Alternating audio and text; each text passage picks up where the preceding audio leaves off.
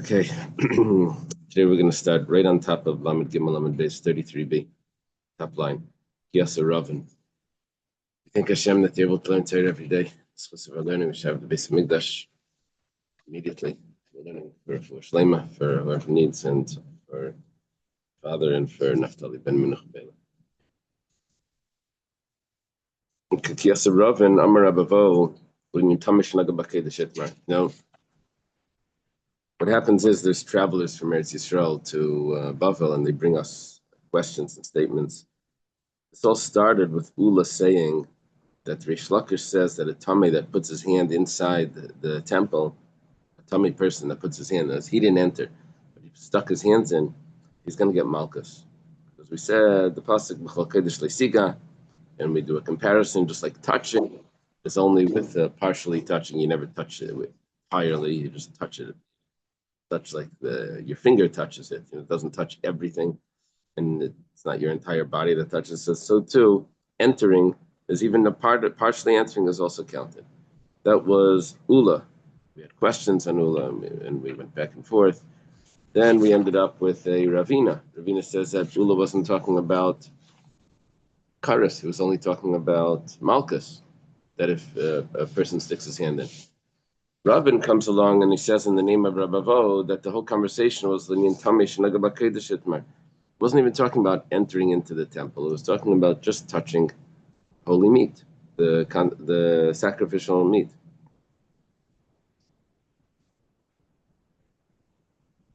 Okay, the itmar, as it was stated like this: someone that is impure, that he touches sacrificial meat. Rish Lakish Amar, like Rish Lakish says, you get malchus for that. Rabbi Yochanan says there's no malchus. So in other words, malchus lashes would be if there would be a negative prohibition saying that a tummy person is not allowed to touch it. So let's see what happens.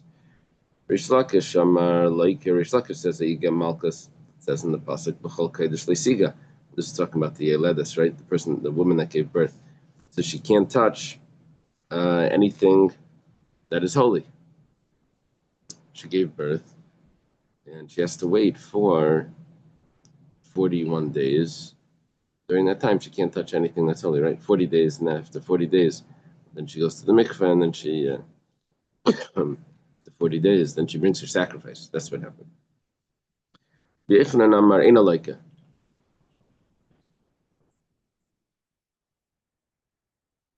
Yeah, but that's not our discussion.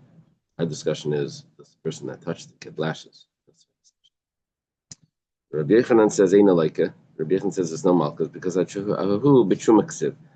pasuk that says that she can't touch anything that's holy, the woman that gave birth, it's not actually talking about sacrificial meat. It's talking about truma.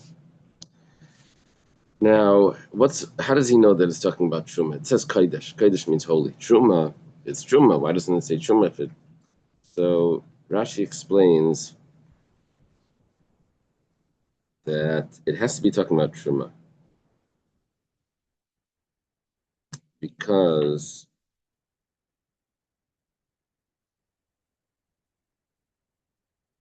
once the time comes, once the 40 days come, it says she can't touch it until the 40 days are up. Now, that would be a regular case of a Tavul Yom. Tavul Yom is someone that goes to the mikveh and waits for nightfall. Now, when it comes to the woman that gave birth, so when is that nightfall? 40 days later. Usually, a regular person, he goes to the mikveh, he waits for nightfall, and then the Tavul Yom is over. Then he can eat truma. When it comes to the woman that gave birth, she's considered a Tevelas Yom Arucha. Yaim Arach or something. So it's like a long Tvul Yaim. It lasts for those 40 days until but what happens after that? Then you can touch Truma. Can you touch Kaidash? No. You have to wait for the sacrifice to touch Kaidash, which is the following day. So if you're restricting it only till the end of the time, then it's only talking about Truma. So B'chol Kaidash Leisiga Ad Malaisi Meitara until the end of the days, that could only be referencing Truma, not Kodesh. That's Rabbi Yochanan's logic here. You wanted to ask something else?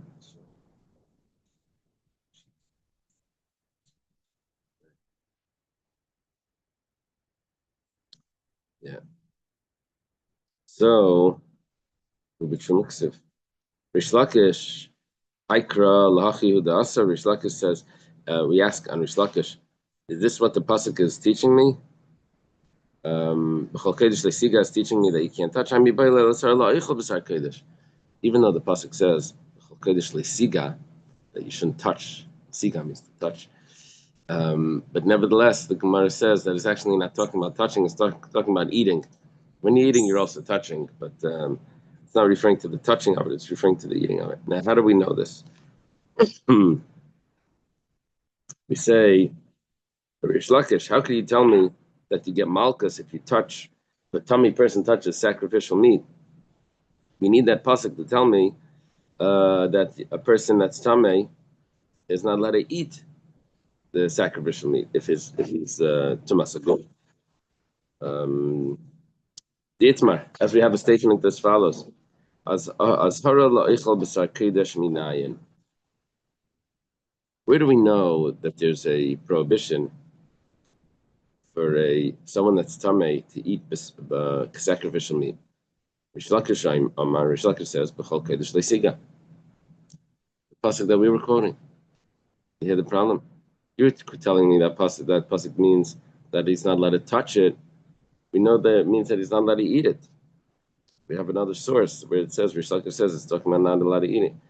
Rabbi Yechanan Amar Tani Bardala. Rabbi Yechanan says that Bardala taught Asya to Masay Mibias Mikdash Malala Onish Vehizer Afkanar Onish Vehizer.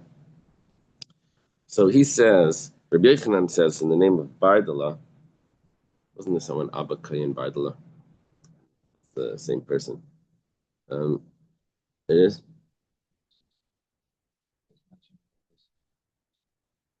Uh-huh. So he says that it says twice in the pasuk, "V'tumasay alav." It says if a person eats sacrificial meat when he's tamei, it says "V'tumasay alav," and his impurity is on him.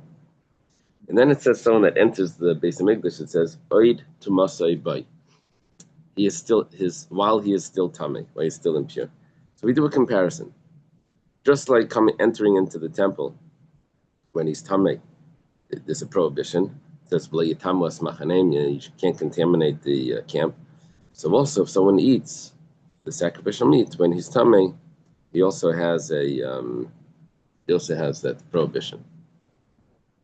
So the problem here is that Rish Lakish says teaches me that you can't chol kodesh leisiga. That pasuk is telling me that someone that's tamei can't touch the meat. Excuse me. But then we have another source that says it's coming to teach me that can't eat the meat. The Gemara answers, Tamei shenaga b'kodesh mida afki rachmana b'lashon negia, azhara la'ichel mida askish kodesh l'mikdash. We actually have two sources. From this we can learn two things. But the basis of the question is, how could you use the pasuk to tell me about touching when you've used it already to tell me about eating? So he said, no, it's coming to teach me two things. The fact that it says that it uses the word negia, which means to touch, in the sentence, this is also teaching me that you can't touch. And yes, you do have another source that it says that you learn that you can't eat it. Because it's compared to, the holies is compared to the holy meat is compared to the sanctuary as well. Okay.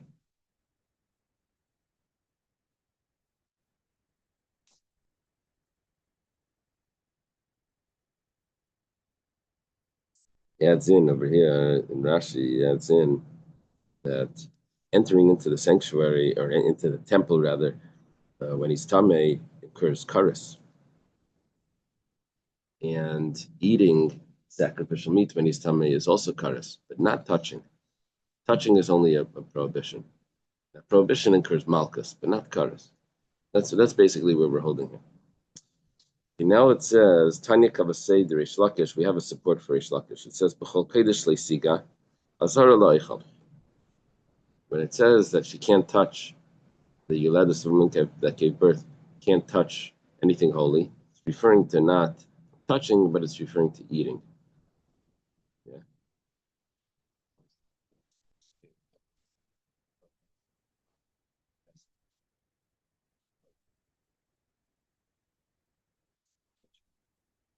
that was talking about that we didn't have him enter in because he might continue walking. So that's coming to teach me not to eat. You're telling me that it's telling me that someone that's impure is not allowed to eat. Maybe it means literally, you're not allowed to touch the meat. You have to read the full verse. It says you can't touch the meat, and it says in the temple you can't enter. So we do a makish kodesh lemikdash. We do a comparison. Ma mikdash davar sheish bei netilas neshama. Just like when he enters into the base of mikdash, there is netilas neshama. There is removal of life. Removal of life here refers to kares. Just like entering into the temple when he's impure, there's a severe punishment of kares. Af kodesh davar sheish bei netilas neshama. But also, when it comes to the sacrificial meat, it's also talking about that there's going to be a punishment of netilas neshama, of taking up the life, which is kares. What does it mean, taking up the life, kares? I think kares means that the person passes away at a younger age, and also his children pass away. So that would be the netilas neshama, taking up the life, right? Alter Rebbe explains that his life force that he gets from kedusha is severed. So he doesn't get the life from kedusha anymore. So Alter Rebbe explains in Tanya how today someone can live even though he's deserving of kares, he can still live past 60, right? 50 or 60. It's because he doesn't get his life from kedusha. He gets his life from klipa. He gets from klipa, so he can live longer. He's getting it directly. That's Alter Rebbe in Gersa Tshuva, I think it's right. You go through the Tanya. The data. 125. Oh, you mean the letter? In the letters. That's where we're holding.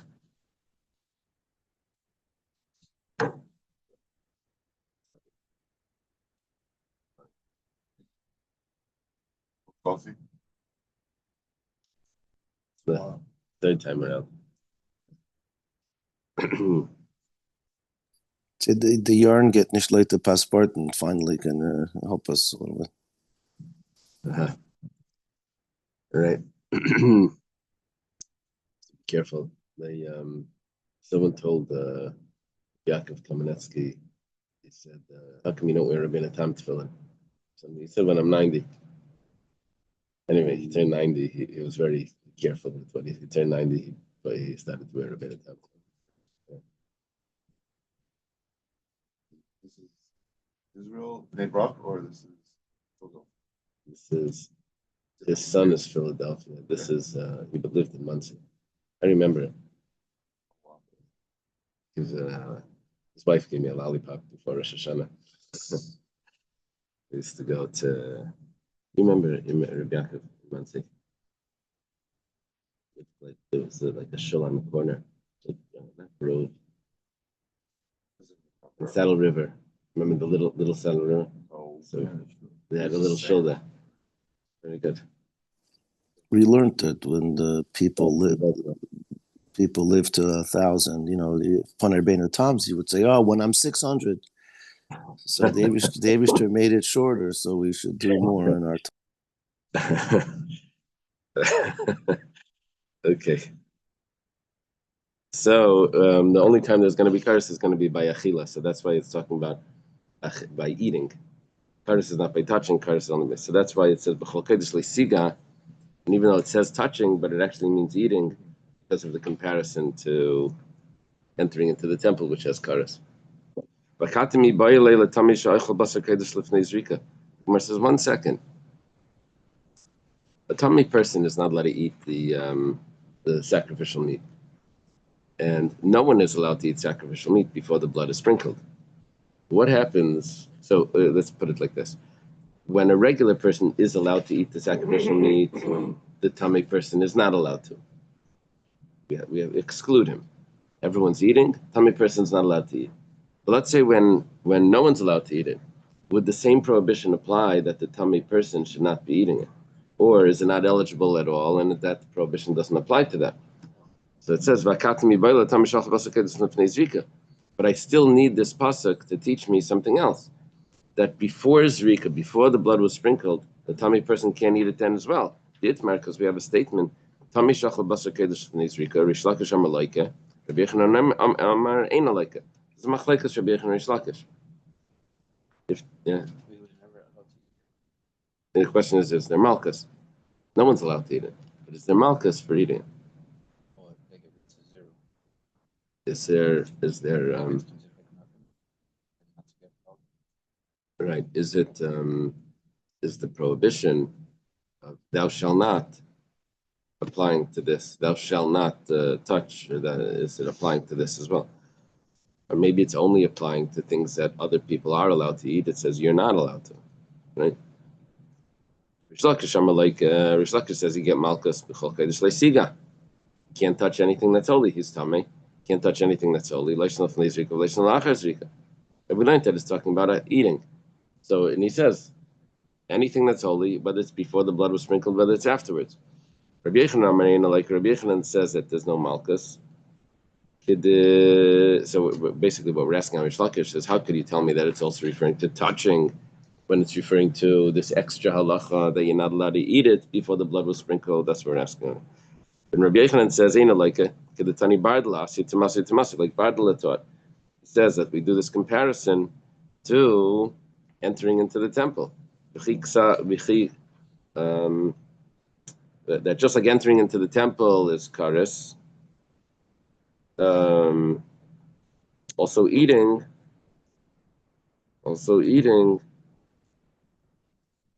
because just like entering the temple is prohibited, so also eating is prohibited. That was Bardala, right? Eichel Kodesh b'tam hasaguf.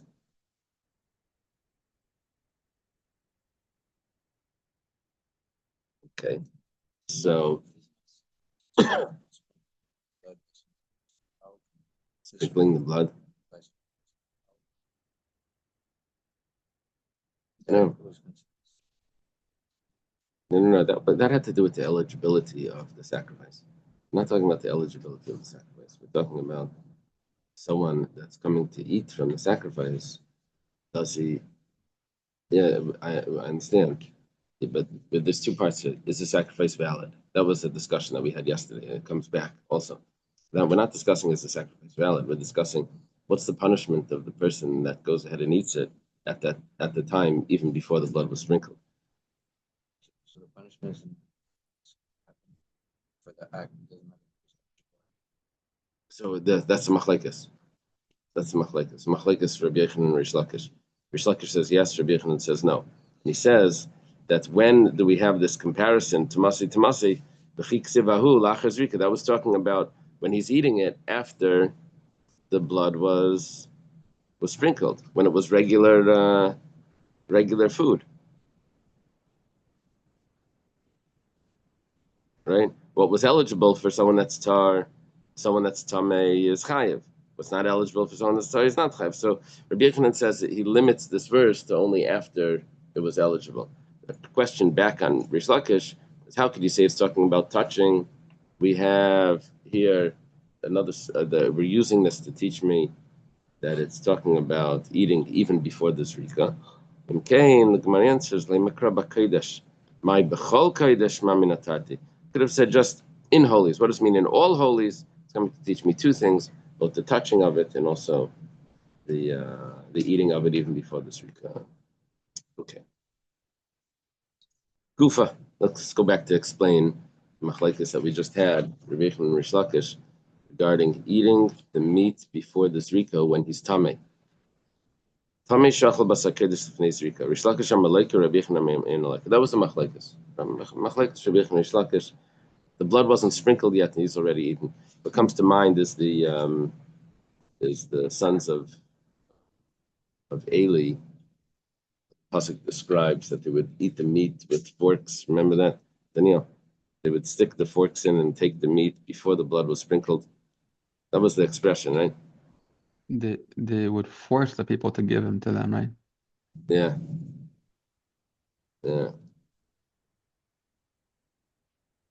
They have like this picture of like I these long know I forks should have went to Princeton. going over the people's heads, like stabbing the meat and like taking it out. I've been to that place.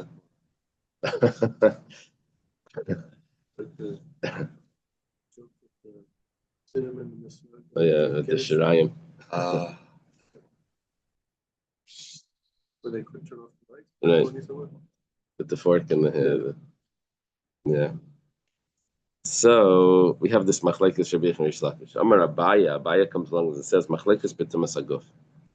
That machlekes, the person is tamei, and he is eating meat before the blood was sprinkled.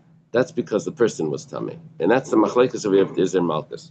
Avol tumas basar, but if the flesh was tamei and he's eating it before the blood was sprinkled, divrei hakol, like everyone hold over there's going to be malkus. Damar kra, because the pasuk says v'habasar, and the flesh.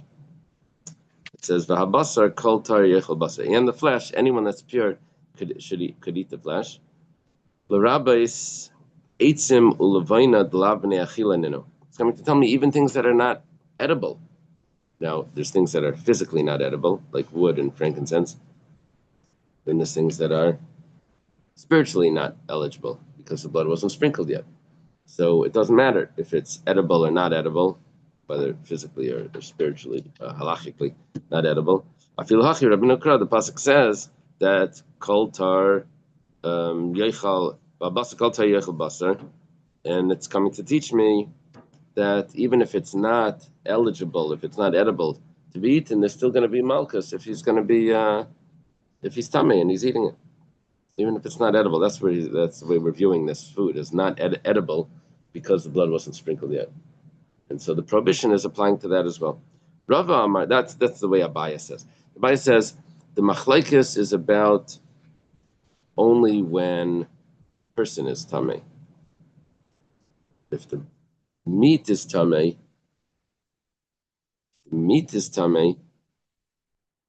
then I didn't say this right. If the meat is tamei, then everyone would agree that there's going to be malchus, just like if it would be wood or frankincense.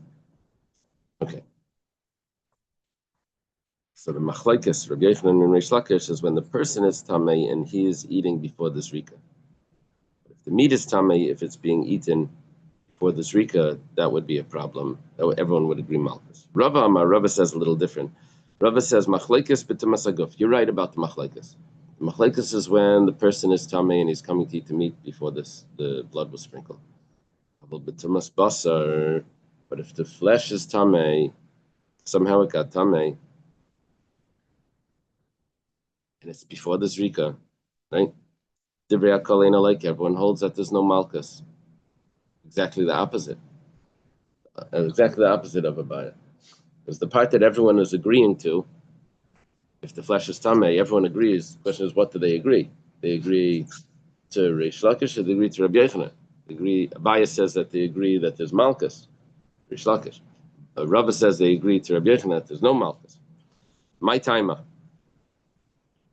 What's the reason for this? Why would they say that there's no malchus? We learned before Va'abasar that it's coming to include anything that's, even if it's not edible, that there's a prohibition. It says, Kivan le'karinin bei b'tumas ha'elav b'nichrasa, le'karinin bei va'abasar shiga b'chol tamei la'yechal.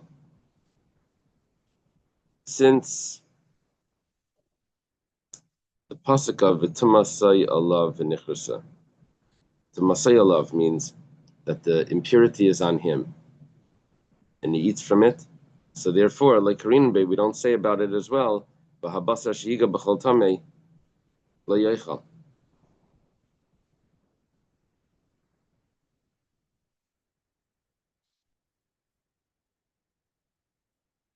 You seem like a tummy meat's like edible.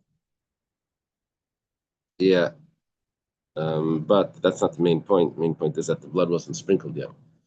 Blood being sprinkled is when you're not allowed to eat from it. This is before the blood was sprinkled. We're going to say that the pasuk that's referring to when it says la yochal over there, that meat that became contaminated, sacrificial meat that became contaminated, it's not referring to before the blood was sprinkled. because that's talking about after the blood was sprinkled. It's not talking about before the blood was sprinkled. But the master said, it is talking about anything. You're telling me it's only talking about the meat that's after the blood was sprinkled? We have we learned before that v'habasar and the meat is referring to even if it's wood or frankincense, which means even if it's not eligible to be eaten, same thing should apply.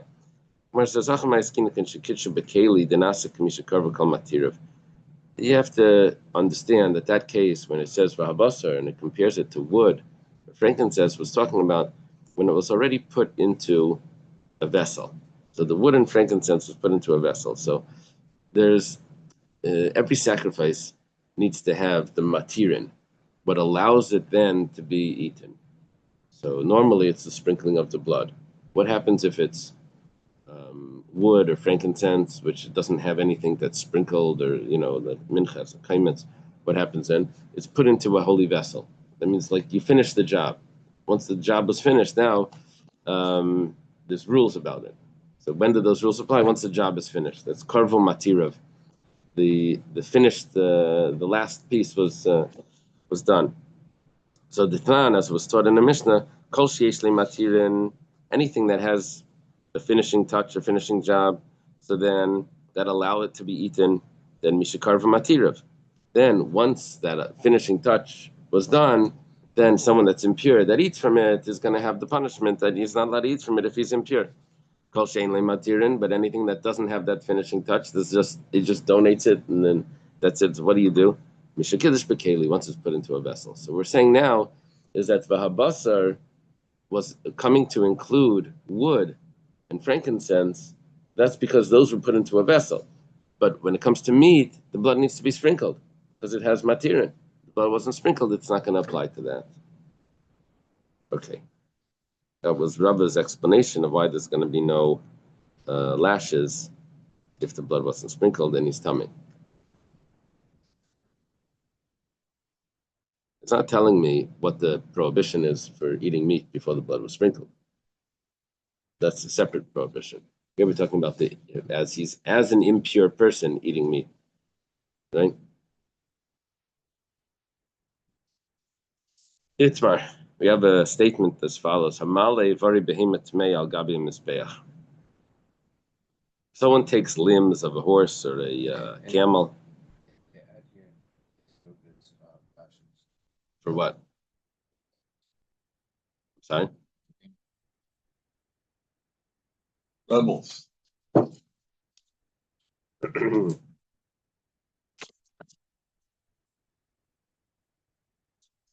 He's Hillel showing me the halacha here. It says, it's from the Rambam, that is. A ritually pure individual who ate an olive bulk of sacrificial meat that became impure is flogged, provided that he ate it after its permitting factor were sacrificed. Okay, that everyone agrees to, right? Because you sprinkle the blood and he's in the meat is tame. Everyone agrees to that. One who eats impure sacrificial meat before its permitting factors were sacrificed is not flogged for eating impure sacrificial meat in accordance with the opinion of Rava. Rava said everyone agrees that there's no malchus, and in Machlekes Abai and Rava, we always go like Rava, except in 6 cases, remember.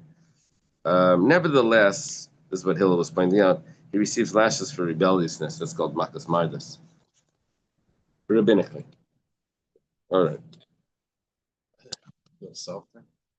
Not necessarily softer, but it's a different category. Yeah. Okay. Now the next thing is if someone brings up limbs, he offers limbs of a non-kosher animal onto the altar. Rish Lakish says there's malchus for that. Rabbi Yechon says there's no malchus. These are brothers-in-law, by the way, arguing about so far like every possible thing. Chavrusas, right? Rish Lakish says there's malchus because tahira in tmei alai. Yeah, we have a verse that says min abakar, min atzayin, from the cattle, from the sheep, you should bring your sacrifices. and he's violating that. He's not bringing from the cattle and from the sheep. He's bringing it from horses and donkeys. Alav haba mechlal asay like an alav. And the asay means the positive command. You should bring from the cattle. You should bring from the sheep. Tells me what to do. If you go against it, that basically means that you're violating the positive command. There's a negative command that's implied from the positive. What's implied is not the other thing. And so when you do that, there's malchus. Rabbi Yechon ain't like an alav. Rabbi Yechon says there's no malchus. Lava ba machlal asay like an alav. You don't get malchus for neglect of a positive command. Only. No, that's karas. That's karas. This is lashes. Maseches for Rabbi Yirmiyah has a question. I said to Chelo, from it you should eat. It's talking about what animals are kosher. All right. It says any animal that has split hoofs and chews its cud. And not a non-kosher animal.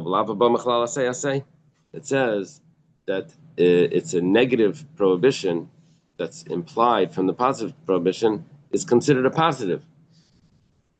So how could Reish Lakish say that it's considered a negative? Amalei Reb Yaakov or Reb Yirmiyah bar Tachlifa. Oh, so now we have his full name. It wasn't just Reb Yirmiyah, it was Yirmiyah bar Tachlifa. Reb Yaakov says to him, Asbrelach, I'll explain it to you. When it comes to the limbs of a non-kosher animal, everyone agrees that there should be that is considered a positive command. Positive command, and there's no lashes. Hipligi bechaya. Machlekes is regarding a wild animal that's not in the category of cattle or sheep, a flock. And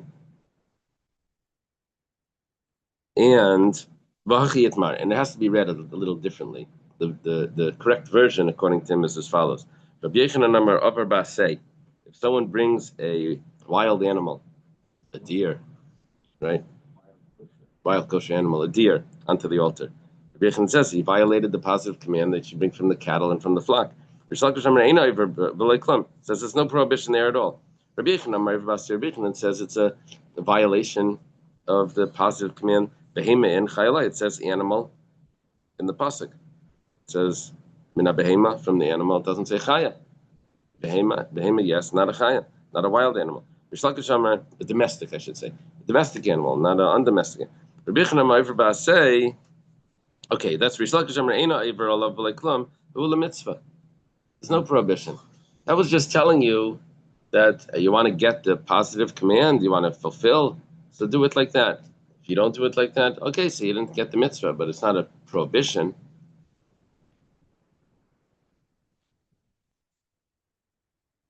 The mitzvah is to do it with an animal. And if you just want to voluntary do it with others, so it's not the mitzvah, but it's okay. Maseches Rava has a question. Ilu Nema, listen to this. This is a little bit elaborate, which is not uncharacteristic of the Gemara to have such an elaboration on this thought. It goes like this: Ilu Nema Karban Lashem Behema. If the pasuk would say sacrifice to Hashem an animal, a domesticated animal, I would have thought domestic or not domestic would be the same. Just like it says, it says the following animals you could eat, and when it says the word animal, it says behema, which usually means a domestic. What are the animals that you could eat? An ox, shor, sek, savim, seizim, a sheep or a goat. Ayal. Ayal is a is it an ayal? Or ayal is a ram? What does it say next? Oh, goat. Brazil? Goat. What goes after goat? A deer. What is it? A deer. Hard. What's a hard? A deer. A I deer. don't know if it's male or female. It's one of So ayal. What's the ayal? them.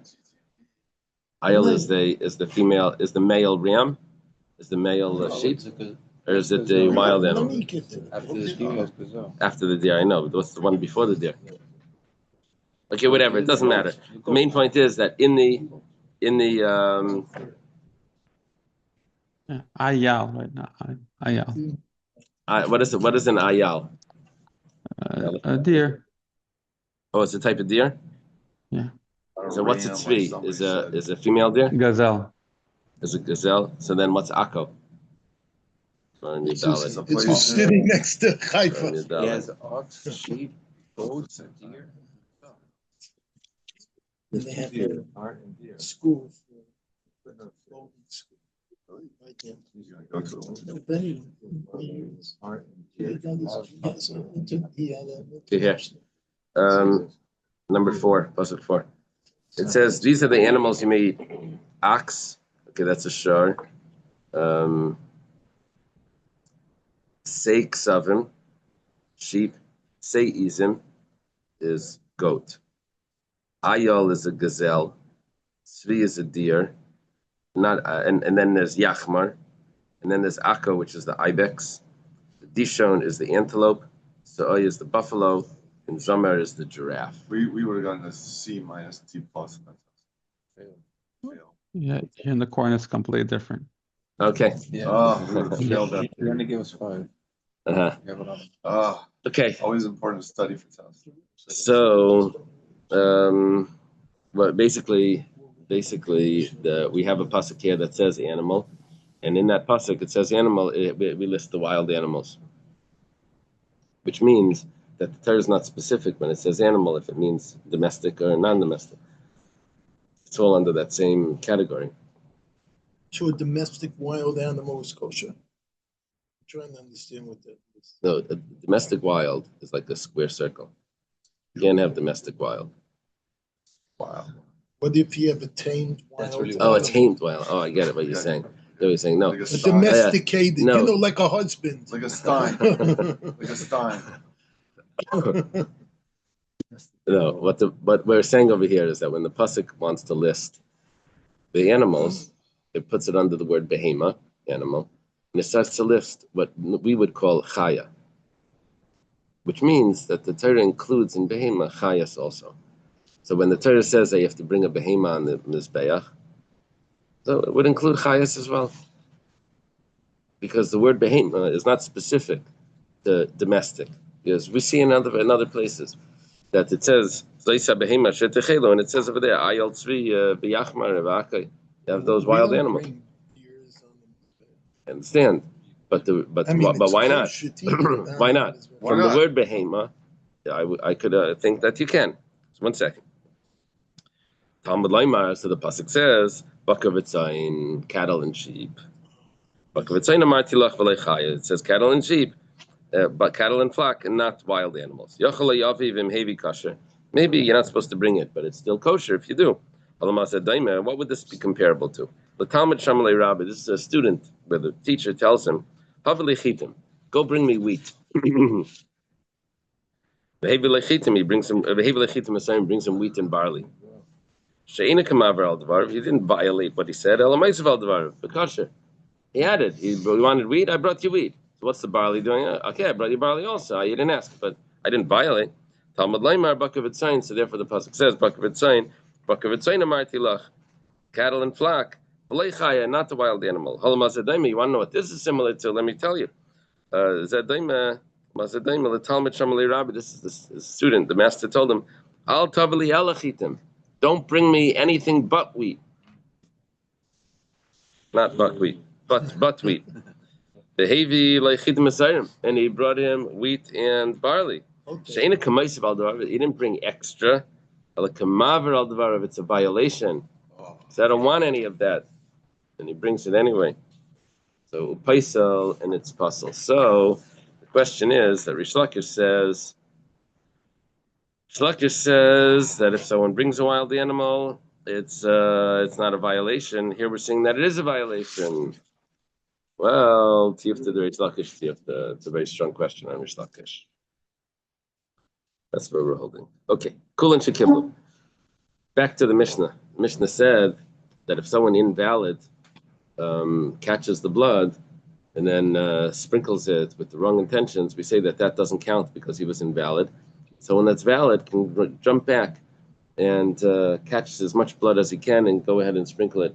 It's not considered rejected because it wasn't done correctly, because the person that did it wasn't even eligible to do it. That's what we learn. Someone that's invalid, do the sacrifice, and he goes ahead and he does something. He sprinkles the blood. Is the remainder of the blood considered shirayim?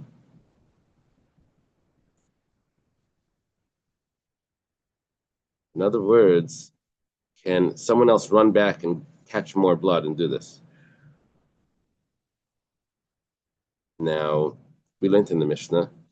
So the word shirayim means that it's still good, or shirayim means it's over? Shirayim means that it's over. Baby. A shirayim means that it's whatever is left needs to be poured onto the base of the altar. Monday's chilling. But in the Michigan said that it's coming out, that's working out. Yeah. So even if it's spurting out, is the blood that's continuing to spurt out, is that considered shirayim and you can't sprinkle it anymore? Or do we say that no, you can go back and catch more?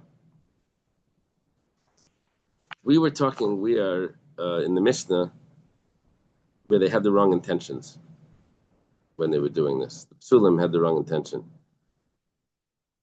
And so we said you can go back and get it. We said it wasn't considered anything. So l'chayra, you should have an answer as well.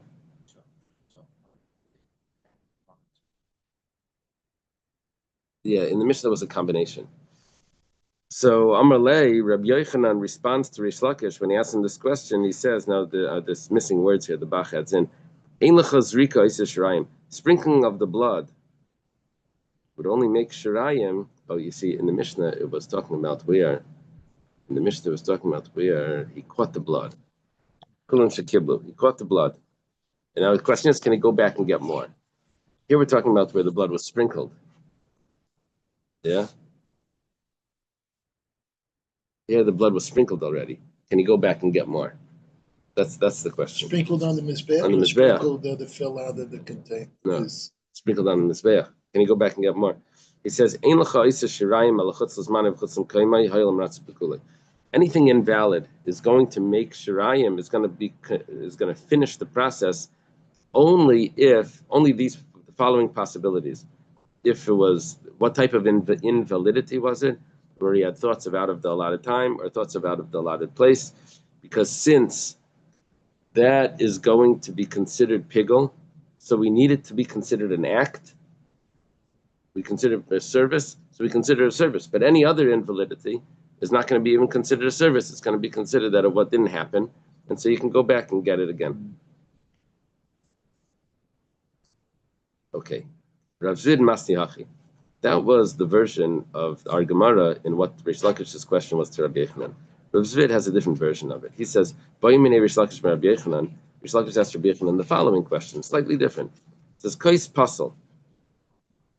If there is a cup of blood that became invalid, for example, it left the temple, left the area. Ma'osh yaseh shirayim. If it was sprinkled anyway, is the remainder of the blood considered shirayim, the leftover, and it needs to be poured on the base? Amalei, so Rabbi Yochanan responded, Pasal gufei ma'isvirlach. What would happen if not the blood was pasal, but if the person was pasal? Pasal mashvi shirayim. If someone that's pasal would make the remainder of the blood shirayim, kais pasal nami mashvi shirayim. Then the blood also that would be pasal would also make shirayim. Pasal lei mashvi shirayim. In other words, basically he's answering him. If any invalidity would still be considered like it was done, and you don't have any more options left, or so then same thing here. It's invalid. It's done, and it's not. If it's not considered that it was done because it was invalid, so then the invalid cup also doesn't make it considered like it was done, and what's left is just poured on the base. Rabbi Yirmiyah Midifti has another version to the same question. Abaya was Abaya asking Rabba, not Rabbi Rish Lakish with Rabbi Yochanan. It says Kais Maush Yasas Chver Dichei Eishirayim. So what happened? Now he gives him two options. It says if the blood was caught in several cups. Now the blood was applied to the altar from one of the cups. In the second cup, nothing was done with it. So, what's with the second cup? Is it poured on the altar because it's the leftovers, that's the remaining blood? It says supposed to be poured, or do we say that cup was rejected and it's poured into the Amma, which is the stream that gets just washed out from the? Is it considered rejected or is it considered the remaining? It wasn't used at all for the sprinkling. Amalei plikted the Rabbi Elazar bar Shimon and Rabbanan. It says this is a machlekes between Rabbi Elazar bar Shimon and the Rabbanan. The Tanya was started in the Braysa. Rabbi Elazar bar Shimon is Rabbi Shimon bar Yochai's son. L'mayla, which means by the sin offering of the nasi, of the king. It says like this. It says esdama yishbach, its blood you should pour. L'matu aimer, by a regular carbon chatas. It says veskaldama yishbach, all its blood you should pour. So minayin lechatas shekibul dam barba cases v'nasam matanachas mizeh shekol nishbach nisay. How do you know that if you caught the blood in 4 different cups and then you brought them to the 4 different corners and each one was applied to the one corner, 1 cup, each one? How do you know that the remaining is poured onto the base? All the blood is poured. It uses the word all. Perhaps if all the application of blood were given for 1 cup, the remaining 3 cups is also poured onto the base, perhaps? No, it's blood. Okay, said how? What is this done? The cup that was used, what's remaining from it is poured onto the base. The other 3 cups that weren't used at all, are poured into the Amma, which is the stream of water that just washes out, like basically into the drain. Rabbi Elazar bar Shimon says, how do you know that everything is poured onto the base if the 4 cups were used? It says all the blood is poured. But says its blood is poured. Rashi says, really, I'm sorry, if Rabbi Elazar bar Shimon says even if only 1 cup was poured, was used, only if only 1 cup, the other 3 cups are poured onto the base. What does he do with its blood, which is like excluding, right? Yeah, only its blood. He says that's saying that the blood that wasn't even caught yet, that was left on the animal's neck, that could be poured down the drain. Not the one that was caught in the cup. Okay, let's leave it over here. Oh. Happy birthday, Dr. Stein. Thank you. Remember, after tomorrow Happy tonight, birthday. starting 8 o'clock, I do have a, what do you call it? Yes, Fabring in my Fabring. house. Yeah, I realize that's, we have cola. What time's cola?